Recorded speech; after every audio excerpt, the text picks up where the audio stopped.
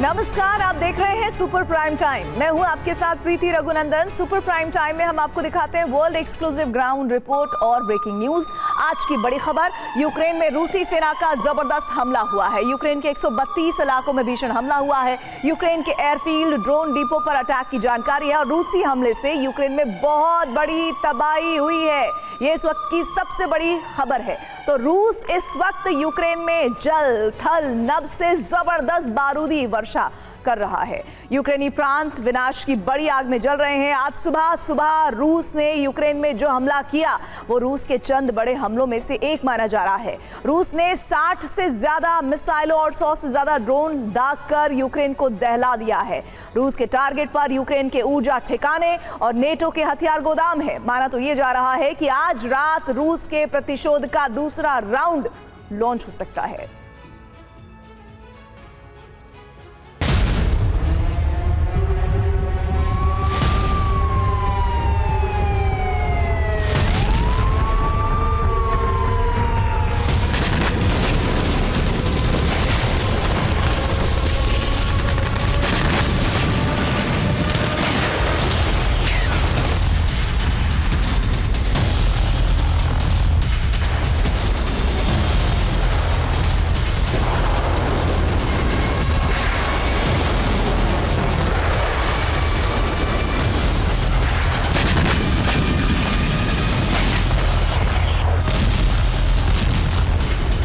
Ukraine की धरती विनाश की आग में बुरी तरह से जल रही है।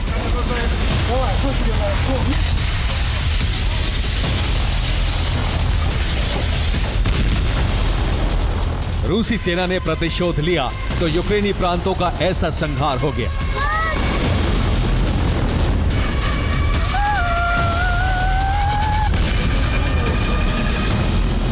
ये यूक्रेन के उन हमलों का बदला है जो ज़ेलेंस्की सेना रूस की धरती पर कर रही है।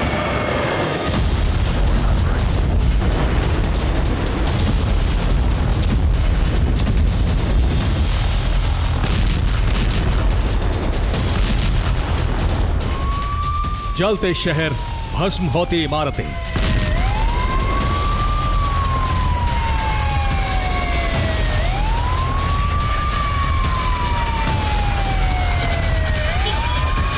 खाक होते हथियार गोदाम, राख में बदले एनर्जी ठिकाने।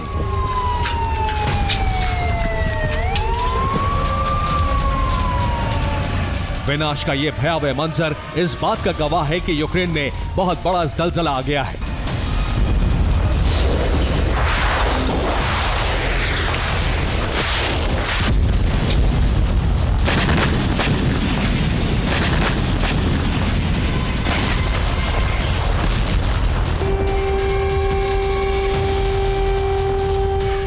रूस ने यूक्रेन में किस तरह से तबाही मचाई है उसका अंदाजा कुछ आंकड़ों से लगाया जा सकता है।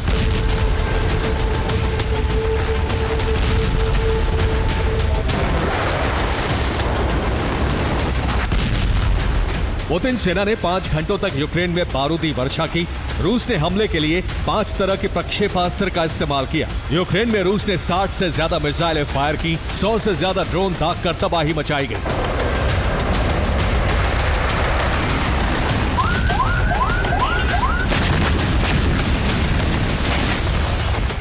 इसी के साथ पूर्व से लेकर पश्चिम तक यूक्रेन के शहर, उसके प्रांत जलने लगे।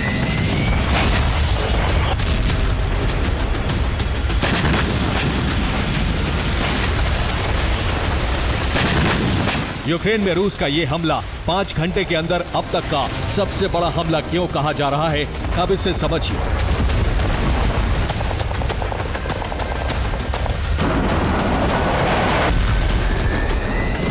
इस बार रूस ने अपने सबसे खतरनाक हथियारों से धावा बोला। Tu-95 परमाणु bomber, Tu-22 bomber, Su-57 fighter jet, MiG-31 लड़ाकू विमान, Kinzhal missile, Iskander M missile, Kalibr cruise missile, Kh-101 missile, Kh-56 missile, Kh-22 missile और शाहिद ड्रोन। रूस के ये वो 11 हथियार और प्रक्षेपास्त्र हैं जिन्होंने यूक्रेन की धरती पर भीषण तबाही मचाई।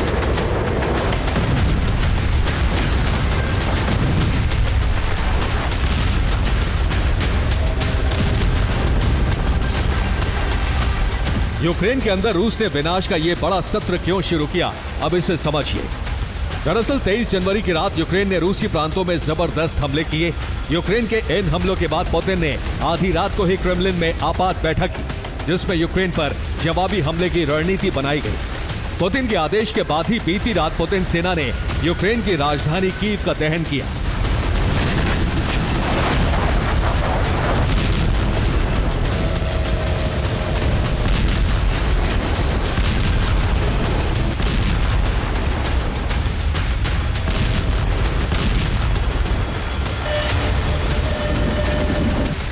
कीव में रूस ने 2025 का सबसे बड़ा और विध्वंसक हमला किया। कीव में रूसी बमबारी से कई रिहायशी इमारतें मलबे में बदल गईं।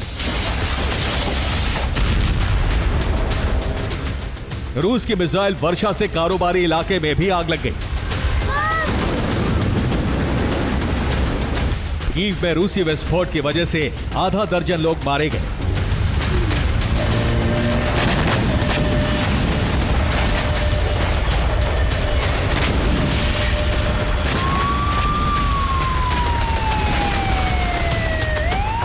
रूस के ऑलराउंड अटैक की वजह से कीव में आपातकाल लग गया। जान बचाने के लिए लोगों को बंकर और सबवे में शरण लेनी पड़ी।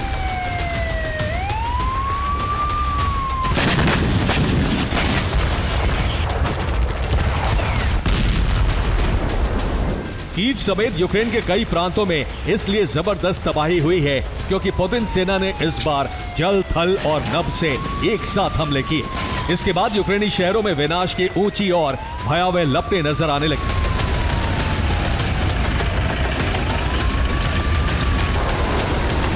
रूस का यह प्रतिशोध इस बात का प्रमाण है कि यूक्रेन युद्ध की आग फिलहाल शांत नहीं होने वाली।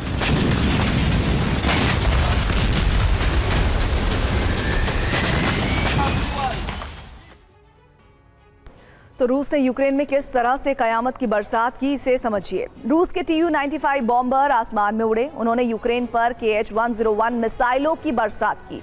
रूस के Tu-22 बॉम्बर ने यूक्रेनी प्रांतों में Kh-56 मिसाइलें गिराईं। रूसी एयरफोर्स ने सुखोई 57 फाइटर जेट से Kh-56 मिसाइलें फायर कर तबाही मचाई। रूस के MiG-31 फाइटर जेट ने कीव समेत यूक्रेन के कई शहरों में किंजल मिसाइलों से कयामत की बरसात की। तो वहीं काला सागर से रूस की ब्लैक सी फ्लीट ने कैलिबर क्रूज मिसाइलों से धावा बोला। और इतना ही नहीं, रूसी सेना ने मिसाइल लॉन्चर से स्कंदर M बैलिस्टिक मिसाइलों से यूक्रेन में धमाके किए और इसी के बाद कीव समेत यूक्रेन के 1 दर्जन शहर जलने लगे।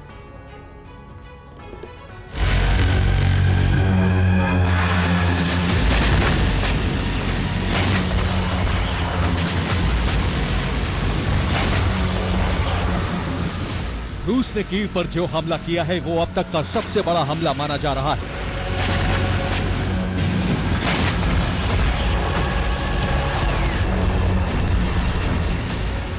रूस ने ब्लैक सी और कैस्पियन सी से एक साथ जबरदस्त हमले किए।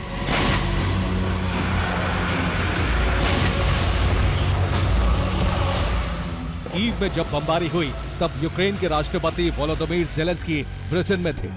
यूक्रेनी सेना ने कीव में बमबारी के बीच ज़ेलेंस्की के परिवार को सुरक्षित स्थान पर पहुंचा दिया।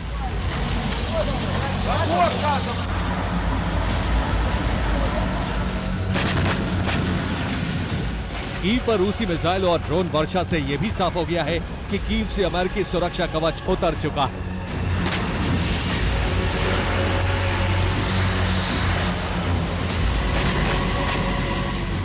इसलिए बेलारूस में मौजूद रूसी सेना को कीव की ओर रवाना कर दिया गया है। इसका मतलब यह हुआ कि रूसी सेना अब बेलारूस की तरफ कीव पर कब्जे के लिए कूच करने की तैयारी में है।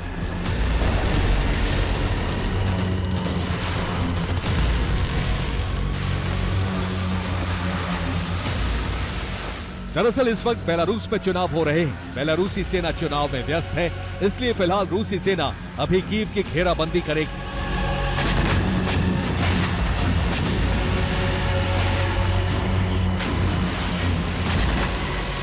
बेलारूस में चुनाव खत्म होते ही रूस और बेलारूस की संयुक्त सेना कीव पर कब्जे के लिए सैन्य अभियान छेड़ सकती है।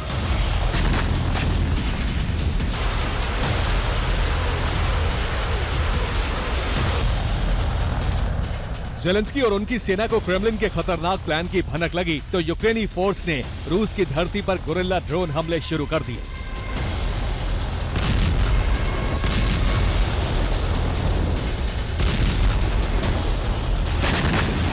यूक्रेनी रक्षा मंत्रालय के मुताबिक उसने रूसी धरती पर 50 से ज्यादा धमाके कर रूस के एनर्जी सेक्टर को जलाने की कोशिश की।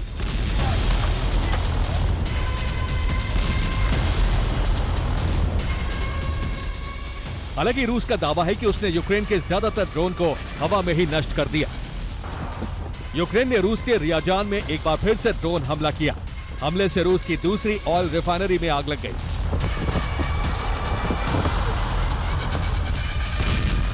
जाहिर है युद्ध भूमि में जिस तरह के हालात हैं वो इस बात का संकेत दे रहे हैं कि ट्रंप भले ही लाख कोशिश कर लें लेकिन ये युद्ध हाल फिलहाल खत्म होने वाला नहीं है।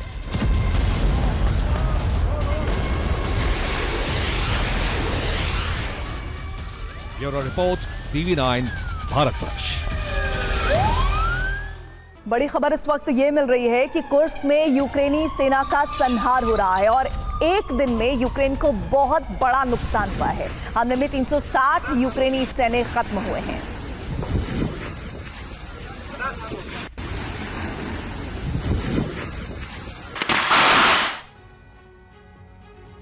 यूक्रेन से प्रतिशोध के बीच ही राष्ट्रपति व्लादिमीर पुतिन ने एक बार फिर बातचीत का दरवाजा खोल दिया है। पुतिन ने ट्रंप की तारीफ करते हुए कहा कि मुलाकात जल्द होनी चाहिए और इसमें यूक्रेन युद्ध का समाधान होना चाहिए। ट्रंप पहले ही युद्ध विराम के लिए प्रतिबद्ध हैं और पुतिन से बातचीत के संकेत मिलते ही यूक्रेन को हथियार सप्लाई बंद करने का ऐलान हो चुका है।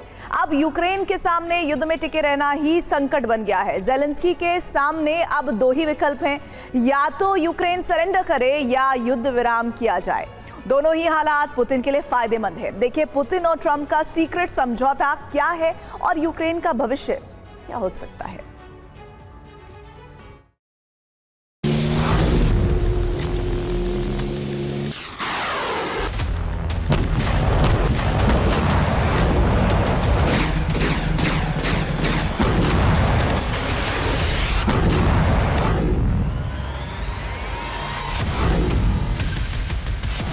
यूक्रेन युद्ध का समाधान अब करीब नजर आ रहा है।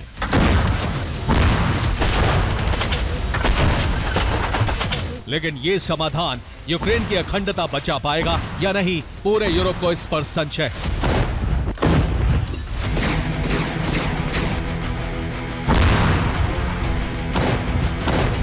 क्योंकि नए राष्ट्रपति ट्रंप के फैसले से स्पष्ट हो चुका है कि यूक्रेन उनके लिए प्राथमिकता नहीं।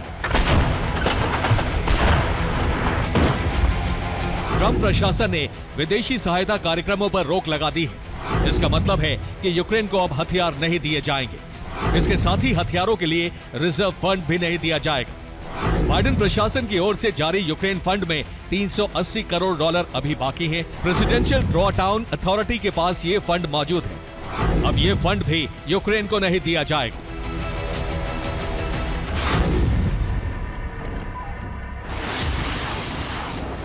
मतलब साफ है कि अब यूक्रेन के पास जो रिजर्व हथियार हैं उनसे ही जंग लड़नी होगी या फिर यूरोप के देशों को यूक्रेन को अपने कोटे के हथियार देने होंगे।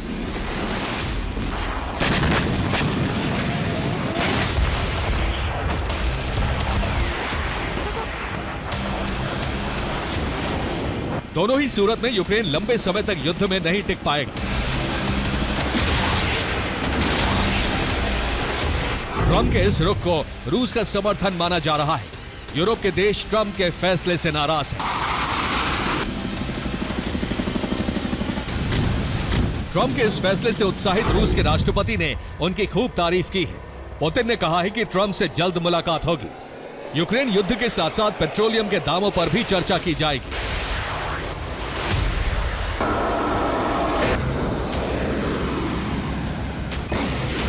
ट्रंप और पुतिन प्रशासन बहुत तेजी से दोनों की मुलाकात की तैयारी कर रहे हैं। ट्रंप का रुख साफ है कि युद्ध बंद होना चाहिए और हथियार सप्लाई जारी रखने से यह संभव नहीं होगा।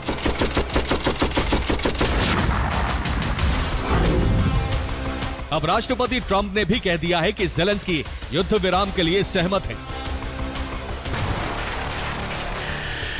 युद्ध के 3 साल पूरे होने को हैं। संभावना है कि 3 साल पूरे होने से पहले युद्ध विराम पर चर्चा शुरू हो जाए।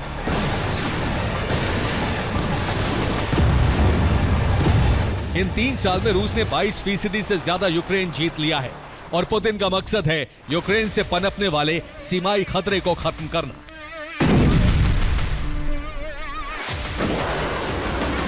इसीलिए माना जा रहा है कि ट्रंप रूसी शर्तों पर यूक्रेन को झुकाने के लिए हथियार सप्लाई बंद कर चुके हैं और संभव है कि पुतिन ट्रंप के बीच यूक्रेन को लेकर सीक्रेट समझौता भी हो चुका हो।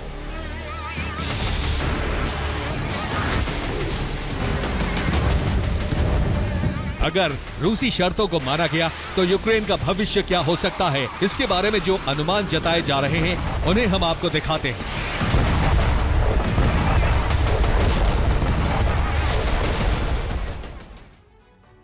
रूस पूर्वी यूक्रेन पर अब अपना कब्जा चाहता है। खास तौर से नीपर नदी के पूरे इलाके पर वो अपना अधिकार चाहता है, जिसमें कीव से लेकर खार्किव तक पूरा इलाका होगा, यानी कीव, चेरनिहिव, सूमी, फिर आगे खार्किव और उसके बाद पोल्टावा, लुहांस्क, डोनेस्क, ज़ेपोरिजिया और खेरसोन से आगे ओडेसा तक रूसी ध्वज लहराएगा, जो मैप में हल्के नीले रंग का नजर आ रहा है।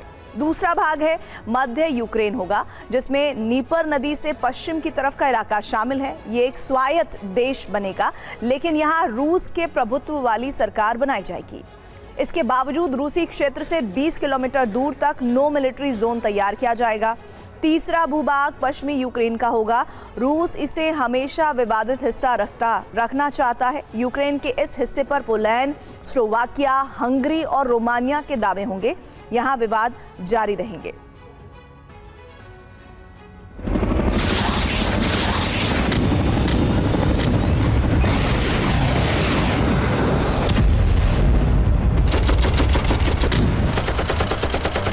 इस तरह यूक्रेन का अस्तित्व खत्म हो सकता है।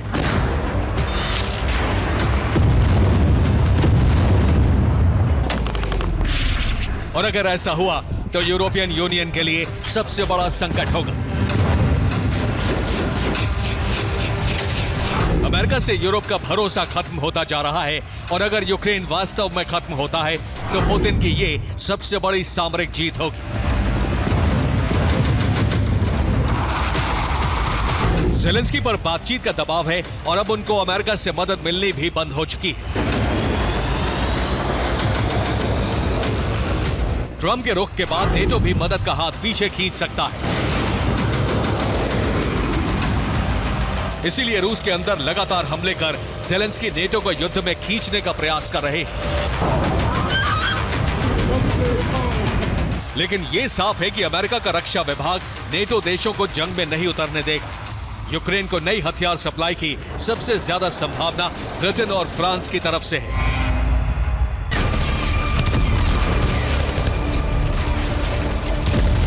लेकिन अमेरिका के नए रक्षा मंत्री को इसकी जिम्मेदारी सौंप दी गई है कि ट्रंप प्रशासन के दौरान यूरोप के सहयोगी इस युद्ध से दूरी बनाए रखें।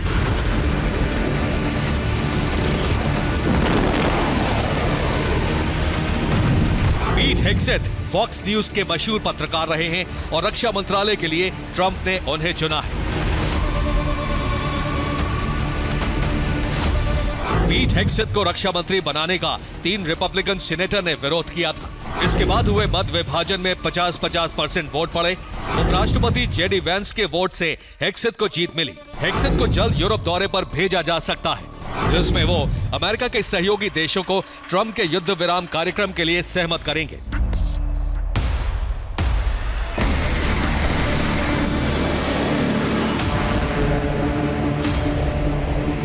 युद्ध विराम कराना ट्रंप की साख का सवाल हो गया है।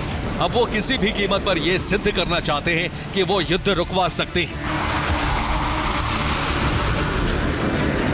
भले ही इससे यूक्रेन के अस्तित्व पर संकट क्यों ना आ जाए। इसीलिए इसे पुतिन की जीत माना जा रहा है।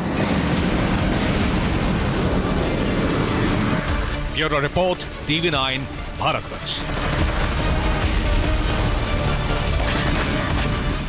बड़ी खबर इस वक्त मिल रही है। खेरसोन में रूसी आर्टिलरी का एक्शन हुआ है। यूक्रेनी ठिकानों पर बारूदी वज्रपात हुआ है। हमले में यूक्रेन के 3 सैन्य वाहन जल गए हैं।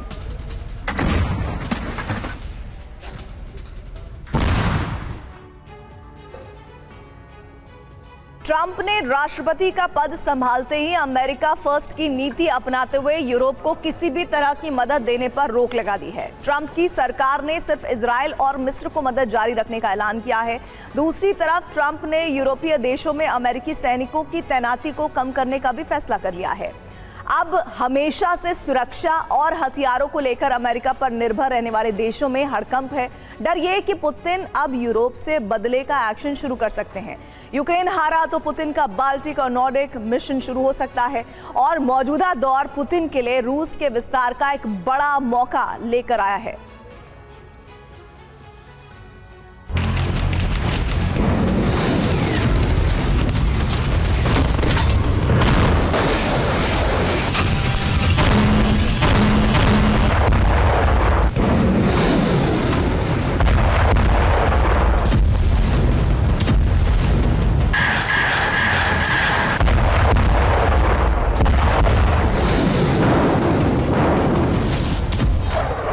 यूक्रेन में पहले धमाके के साथ पुतिन ने जिस महासंग्राम की कल्पना की थी वो सच साबित हो सकती है।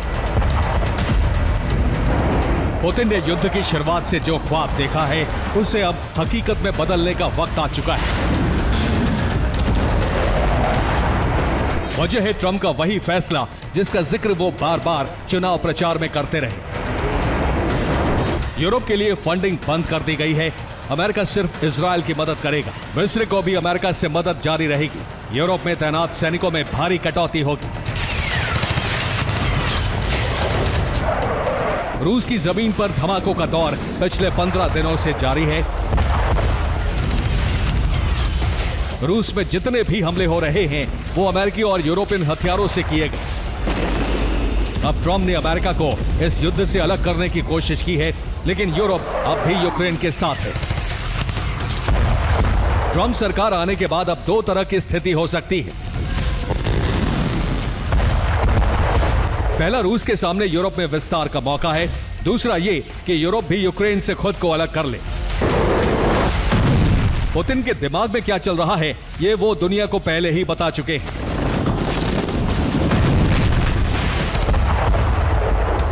सुना आपने, पुतिन ने साफ और स्पष्ट शब्दों में कह दिया है कि रूस उन सभी ताकतों से निपटेगा जो यूक्रेन के साथ खड़ी हैं।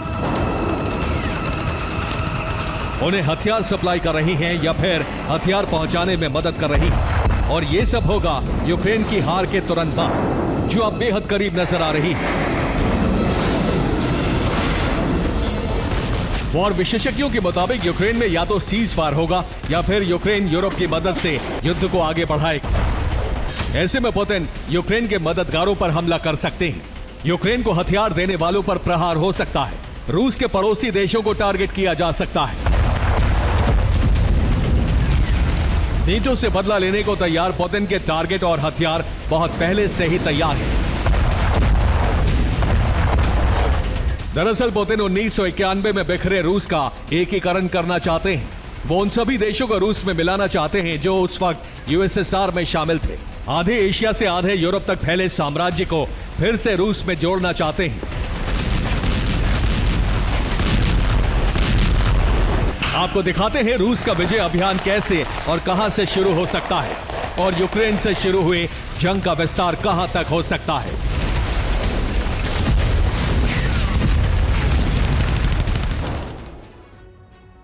रूस का पहला टारगेट बाल्टिक देश बन सकते हैं, जिसमें लिथुआनिया, लातविया और एस्टोनिया को निशाना बनाया जा सकता है। और इसके साथ ही रूस के हमले का दायरा और बड़ा होकर नॉर्डिक देशों तक पहुंच सकता है।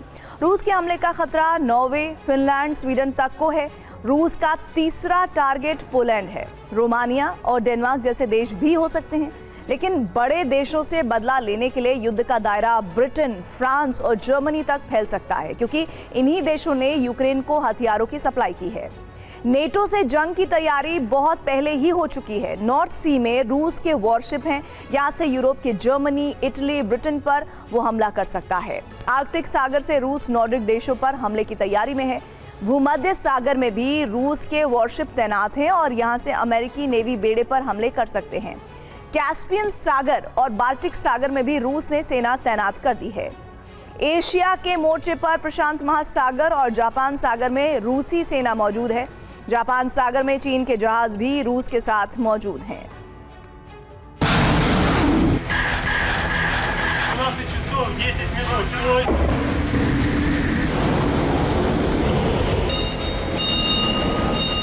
यूरोप पर हमले के लिए रूस की नेवी अलग अलग मोर्चे पर मौजूद है।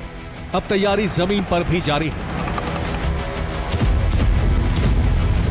पुतिन के मिशन यूएसएसआर रीयूनियन के तहत जिस देश के लिए मेहनत नहीं करनी है वो बेलारूस है।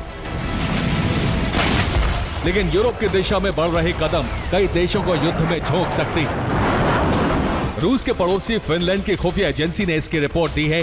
रिपोर्ट के मुताबिक रूस 3,50,000 सैनिकों की विशाल फौज तैयार कर रहा है।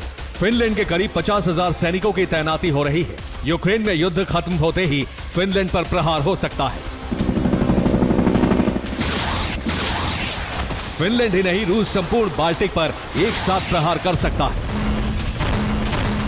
अगर ऐसा हुआ तो यूरोप में स्थिति बेकाबू हो सकती है। यही वजह है कि नेटो यूक्रेन को लगातार मदद देकर उसे युद्ध में बनाए रखना चाहता है, जिससे पुतिन का प्लान यूएसएसआर फेल हो सके। लेकिन पुतिन की जिद है कि रूसी साम्राज्य का पुनर्गठन हो, जिससे यूरोप में रूस की बादशाहत फिर लौट सके। यूरोप के तमाम देश अपना रक्षा बजट बढ़ा रहे हैं। नेटो ट्रंप की शर्तों को पूरा करने में जुट गया है। ईयू ने जेलेंस्की को हथियार देने का भरोसा दिया है।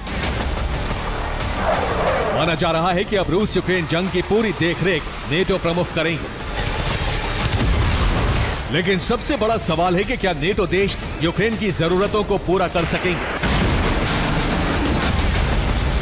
यूक्रेन युद्ध के 1 साल पूरा होने के बाद ही नेटो देशों के हथियार खत्म होने लगे थे। जर्मनी में यूक्रेन को मदद देने का विरोध होने लगा है। ब्रिटेन में हथियारों का स्टॉक बेहद कम हो चुका है। फ्रांस भी रूस यूक्रेन के बीच युद्ध विराम चाहता है। लेकिन इन सब के बीच पुतिन का खौफ यूरोप पर हावी है। यही वजह है कि नेटो लगातार यूक्रेन को हथियार पहुंचा रहा है, जिससे युद्ध लंबा खिंच सके और दूसरे नेटो देश सुरक्षित रहे। रूस में तेजी से हथियारों का प्रोडक्शन चल रहा है। रूस ऑरिस्टिक मिसाइल का टेस्ट कर चुका है। S-500 का टेस्ट करके अपने डिफेंस को मजबूत किया है, जबकि ड्रोन की रिवर्स इंजीनियरिंग की जा रही है। आर्कटिक में मौजूद सीक्रेट न्यूक्लियर लैब पूरी तरह एक्टिव है। इसके अलावा नॉर्थ कोरिया ईरान से हथियार पहुंच रहे हैं, जबकि खबर है कि चीन भी सीक्रेट तरीके से मदद कर रहा है। रूस की तैयारी पूरी है और ये यूरोप में तबाही लाने के लिए काफी है। Bureau report, DV9 Bharat. बड़ी खबर इस वक्त मिल रही है। डोनेस्क में यूक्रेन का काउंटर अटैक हुआ है। पोक्रोवस्क में माइन से विस्फोट किया गया है। विस्फोट में रूसी सेना का ठिकाना जला दिया गया है।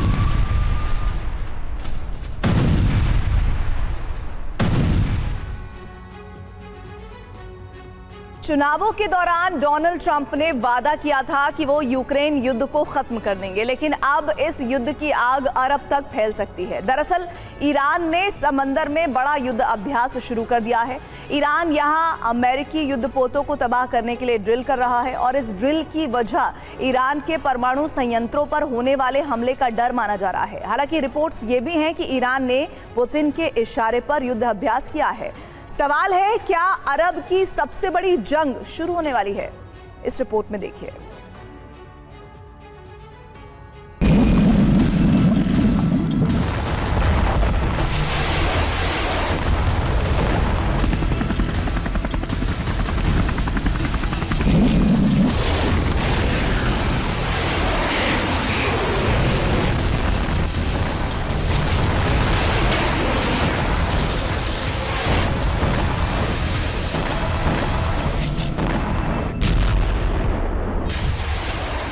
फारस की खाड़ी में मौजूद समंदर का एक हिस्सा दहल रहा है।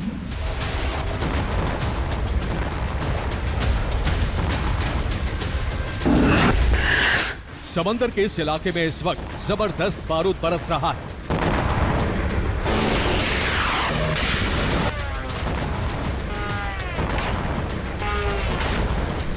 और ये बारूद है ईरान के मिलिट्री IRGC का।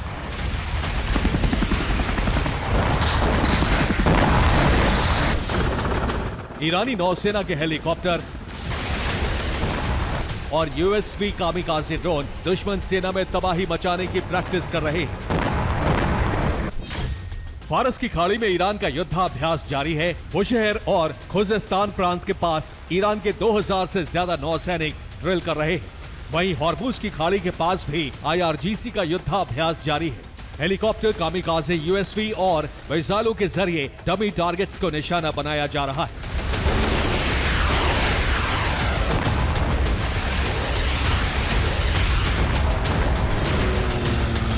ये ईरान की ड्रिल का सबसे लेटेस्ट वीडियो है। वीडियो में नौसैनिक अड्डे से ईरान के कामिकाज़े ड्रोन उड़ते नजर आ रहे हैं। वीडियो में समंदर में ईरान की कई वॉर बोट्स देखी जा रही हैं, जो बेहद तेजी से डमी टारगेट की तरफ बढ़ रही है।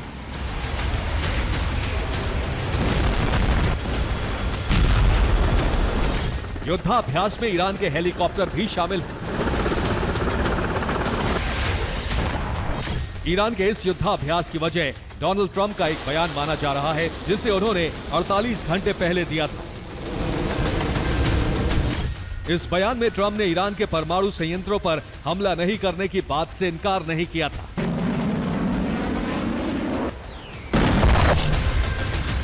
डोनाल्ड ट्रंप के रुख से साफ है कि अगर खामनेई ट्रंप की बात नहीं मानते हैं तो वो बेंजामिन नेतन्याहू को ईरान के परमाणु संयंत्रों पर हमले की इजाजत दे देंगे।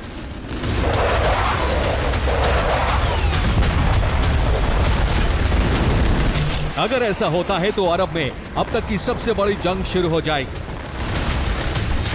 माना जा रहा है कि अब ईरान इसी की तैयारी कर रहा है।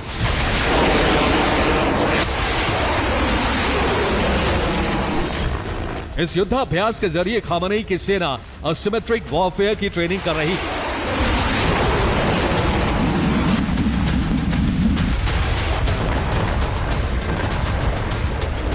सवाल है कि ये असिमेट्रिक वॉरफेयर क्या है? ये जंग की एक बेहद खास और पुरानी रणनीति है। इसमें दुश्मन की कमजोरी को पहचाना जाता है, उसके हथियारों की काट निकाली जाती है। इसके बाद कमजोरियों का फायदा उठाते हुए हमला किया जाता है। सेना का टारगेट सिर्फ उसकी कमियों पर हमला करना होता है। आमतौर पर असिमेट्रिक वॉरफेयर का इस्तेमाल तब होता है जब दुश्मन की ताकत बेहद ज्यादा हो। जंग की इस रणनीति का इस्तेमाल ज्यादातर आतंकवादी और विद्रोही गुट करते हैं।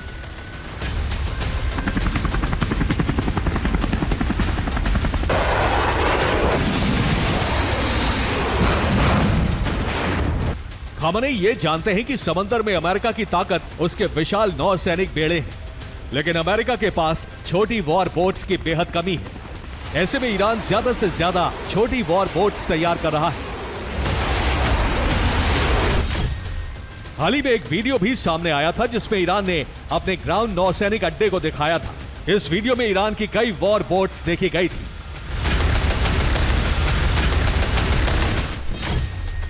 अमेरिकी नौसेना की बात करें तो उसके पास कुल 299 वॉर बोट्स हैं, जबकि ईरान के पास 1500 से ज्यादा वॉर बोट्स मौजूद हैं। यह आंकड़ा अमेरिका से कहीं ज्यादा बड़ा है। खामनेई की कोशिश है कि छोटी बोट्स के जरिए बड़े एयरक्राफ्ट को नुकसान पहुंचाया जा सके। इसके लिए ईरान नए यूएसवी कामिकाज़े ड्रोन पर भी काम कर रहा है। ये ईरान के सबसे लेटेस्ट कामिकाज़े यूएसवी ड्रोन की तस्वीरें हैं। वीडियो में देखा जा सकता है कि ईरान का वाटर ड्रोन तेजी से जहाज की तरफ बढ़ रहा है। जहाज से टकराते ही जबरदस्त ब्लास्ट होता है। ईरानी नौसैनिक युद्धाभ्यास में अपने नए वाटर ड्रोन से प्रैक्टिस कर रहे हैं। दावा है कि यह ईरान का नया यूएसवी ड्रोन है। यह ड्रोन पूरी तरह से स्वदेशी है। इसे लेकर ईरान ने ज्यादा जानकारी नहीं दी, लेकिन दावा है कि ऐसे 10 ड्रोन एक अमेरिकी एयरक्राफ्ट को तबाह कर सकता है। ईरान की इन तैयारियों के पीछे व्लादिमीर पुतिन का भी षड्यंत्र माना जा रहा है। वॉर एक्सपर्ट्स को शक है कि ये सारी तैयारियां पुतिन के इशारे पर हो रही हैं।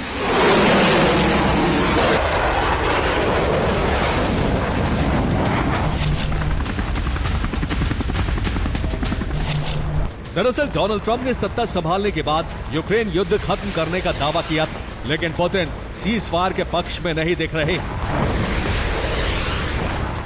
अभी तक ट्रंप और पुतिन के बीच कोई वार्ता की संभावना भी नहीं दिख रही। ऐसे में पुतिन को अंदेशा है कि अगर युद्ध विराम नहीं हुआ तो जंग और भड़केगी। अमेरिका और नेटो रूस पर सीधा हमला कर सकते हैं। इसीलिए पुतिन महायुद्ध के लिए अपने मित्र देशों को तैयार कर रहे हैं। माना जा रहा है कि अगर आने वाले दिनों में ट्रंप नेटो देशों के साथ मिलकर रूस पर हमला करते हैं तो खामनेई की सेना भी पुतिन के समर्थन में खुलकर उतर जाएगी।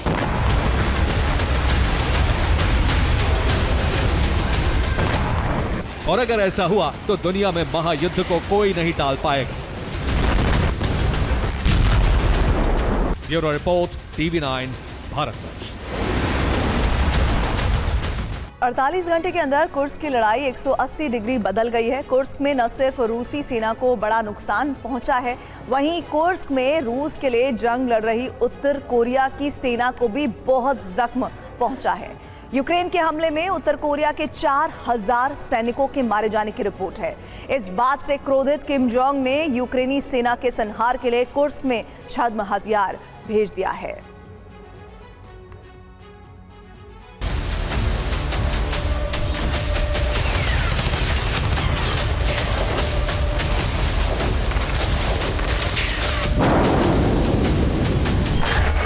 कुर्स्क की लड़ाई बहुत ही विध्वंसक रूप ले चुकी है।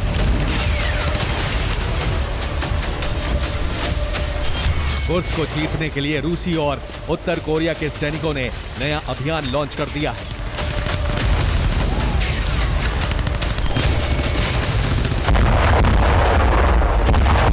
उत्तर कोरिया के सैनिकों के साथ मिलकर रूसी सेना अब नए सिरे से हमले कर रही है।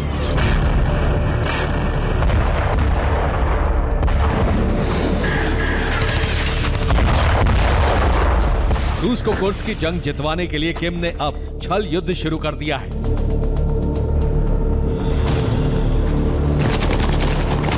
रिपोर्ट के मुताबिक कुर्स्क की जंग जीतने के लिए यूक्रेनी सेना पर हमले के लिए उत्तर कोरिया के शासक ने घातक और छद्म हथियार भेज दिए हैं। इस तस्वीर को देखिए। बाहर से देखने में यह माल लेकर जाने वाला एक ट्रक दिख रहा है, लेकिन असल में यह ट्रक नहीं है, बल्कि किम का छद्म हथियार है। इसमें रॉकेट लॉन्चर लगे हुए हैं। ऊपर का हिस्सा खुलता है, रॉकेट लॉन्चर निकलता है और दुश्मन पर बारूदी बरसात करने लगता है।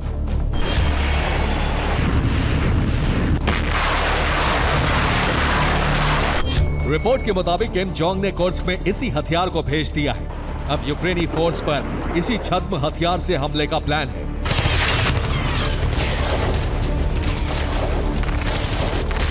इतना ही नहीं, उत्तर कोरिया कुर्स्क में और भी सैनिक भेजने जा रहा है।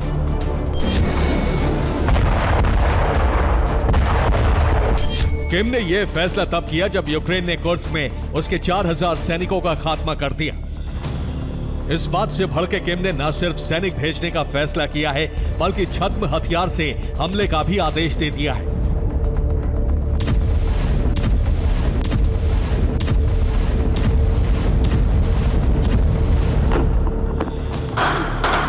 कुर्स्क पे यूक्रेन ने न सिर्फ उत्तर कोरियाई सेना को चोट पहुंचाई है, बल्कि रूसी फौज को भी बड़ा जख्म दिया है। यूक्रेन के हमले में बड़ी तादाद में रूसी सैनिक मारे जा रहे हैं। रिपोर्ट के मुताबिक कुर्स्क में रूस के पास सैनिकों की कमी हो गई है। यही वजह है कि रूस न सिर्फ उत्तर कोरिया से सैनिकों का आयात कर रहा है, बल्कि रूसी युवाओं को सेना में भर्ती कर कुर्स्क के फ्रंट लाइन पर भेज रहा है। उधर कुर्स्क में यूक्रेन के खतरनाक प्लान के बाद दुनिया पर परमाणु तबाही का खतरा मंडराने लगा है।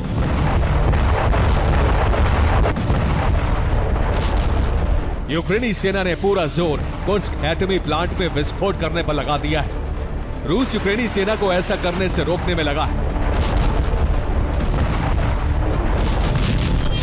जाहिर है, अगर कुर्स्क न्यूक्लियर पावर प्लांट पर हमला हुआ तो रूस समेत कई देशों तक एटमी रेडिएशन फैल जाएगा। रेडिएशन से ऐसी तबाही होगी जिसकी कल्पना अब तक किसी ने नहीं की। Bureau report, TV9 Bharatvarsh. पिछले साल अक्टूबर में इजराइल की सेना ने हमास चीफ याह्या सिनवार को मारने की पुष्टि की थी। आखिरी वक्त का वीडियो भी जारी किया गया था। अब सीज फायर के बाद हमास ने याह्या सिनवार का एक और वीडियो जारी किया है, जिसमें सिनवार जंग के दौरान अलग अलग ठिकानों पर दिख रहा है। वीडियो जारी करने का मकसद हमास के लड़ाकों का हौसला बढ़ाना और भर्ती अभियान को तेज करना है। في ميدان المعركة قائد حماس يحيى السنوار المتوغلة في رفح جنوب قطاع غزة.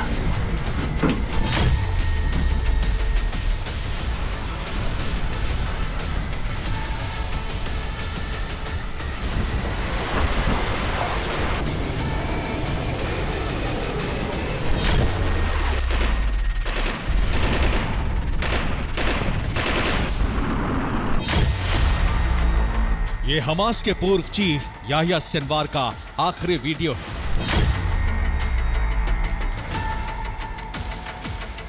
और ये उस दौरान का जब सिनवार जख्मी नहीं था, गाजा की जमीन पर लगातार युद्ध लड़ रहा था, हमास लड़ाकों के लिए प्लानिंग कर रहा था।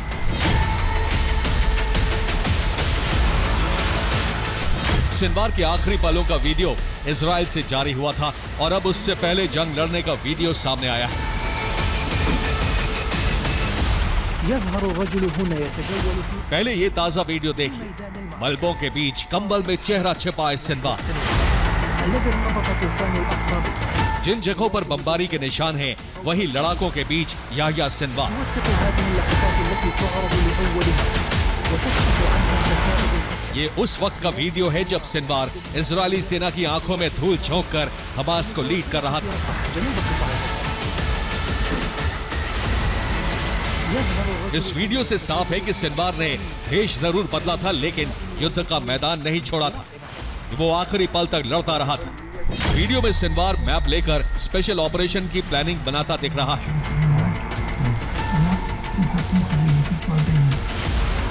अब मौत से ठीक पहले वाला वीडियो फिर से देखिए। هنا يجلس يحيى السنوار مع قائد كتيبة حمص السلطان. आखिरी दम तक लड़ने का हौसला, मौत को सामने देखकर भी मुकाबले की हिम्मत। ये इजराइल पर सिनवार का आखिरी वार था। सिनवार जख्मी था, बेबस था, लेकिन नफरत और गुस्से की ज्वाला ने सिनवार के कांपते हाथों को शक्ति दी और उसने छड़ी चला दी।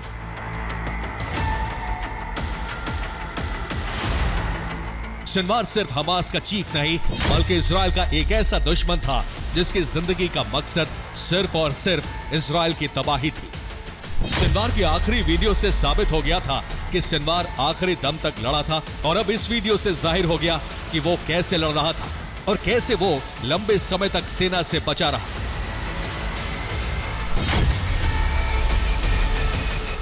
इजराइल ने तो सिनवार की मौत की पुष्टि के लिए वीडियो जारी किया था, लेकिन अब नया वीडियो हमास ने खास मकसद से जारी किया है।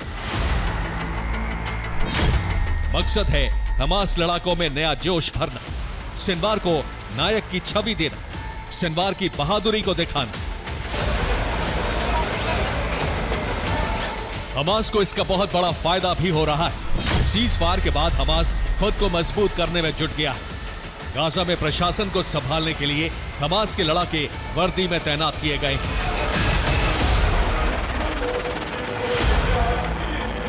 हमास अपनी ताकत दिखाने के लिए सड़कों पर रैली निकाल रहा है। हथियारों से लैस हमास लड़ाके बड़ी बड़ी गाड़ियों में घूम रहे हैं।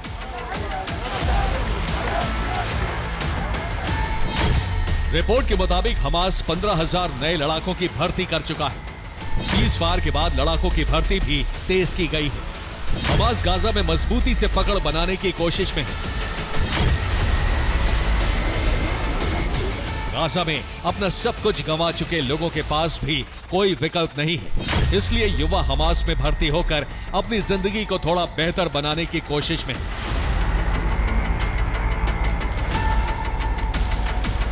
अब याह्या सिनवार के वीडियो को प्रचारित करके ज्यादा से ज्यादा युवाओं को हमास से जोड़ने की कोशिश है और ये पैगाम देने का प्रयास है कि हमास चीफ ने जिस बहादुरी से लड़ा, वैसी ही लड़ाई हर लड़ाके को लड़नी होगी।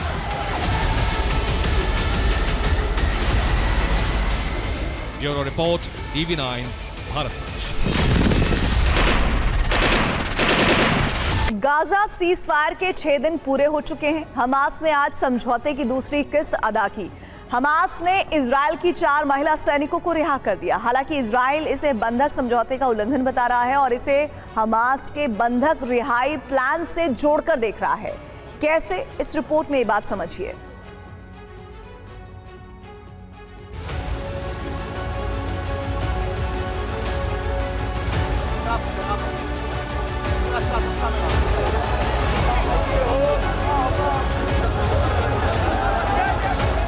गाजा सीज़फायर के छठे दिन हमास ने अपना वादा निभाया और 4 इजरायली महिला बंधकों को रिहा कर दिया।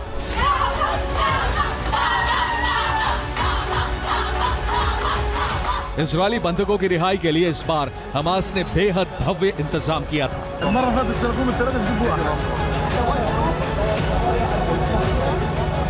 ये गाजा शहर के फिलिस्तीन स्क्वायर का वीडियो है, जहां एक बड़ा मंच लगाया गया है।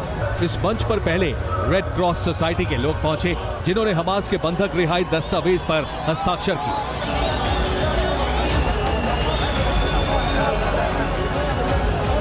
इसके बाद हमास लड़ाकों की कड़ी सुरक्षा के बीच 4 इजरायली महिला बंधकों को यहां लाया गया, जिनके चेहरे पर घर जाने की जबरदस्त खुशी नजर आ रही थी।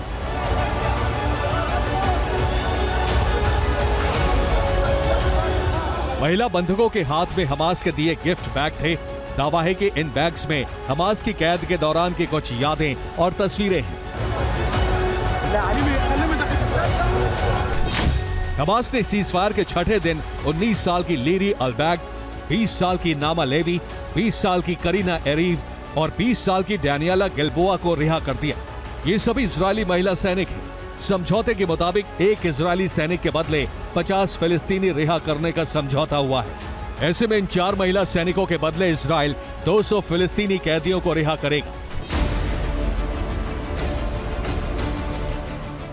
477 दिनों से हमास की कैद में मौजूद इन महिलाओं की आजादी से इजराइल में जबरदस्त खुशी है।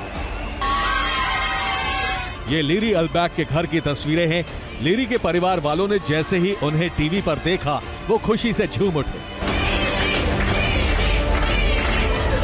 ये नामा लेवी के दोस्तों का वीडियो है, जो रिहाई की तस्वीरें आते ही खुशी से तालियां बजाने लगे।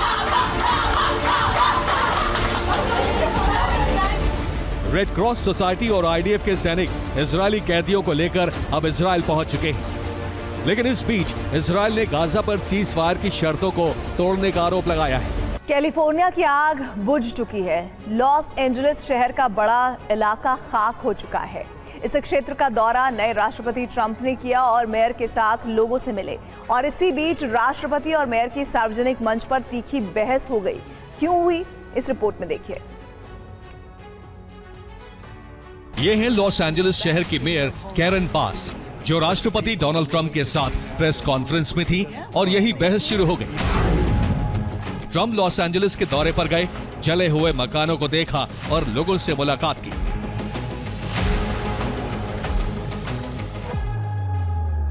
इसके बाद पैसिफिक पैलिसेड्स में मेयर के साथ प्रेस वार्ता में शामिल हुए और यहां की डेमोक्रेटिक पार्टी की मेयर को लोगों की मुश्किलों का समाधान जल्द करने की सार्वजनिक नसीहत देने लगे। मेयर ने लोगों को भरोसा दिया कि जल्द ही वो अपने घरों में होंगे, तो ट्रंप ने कहा कि ये वक्त बहुत ज्यादा है और लोग डेमोक्रेटिक नगर प्रशासन से परेशान हैं।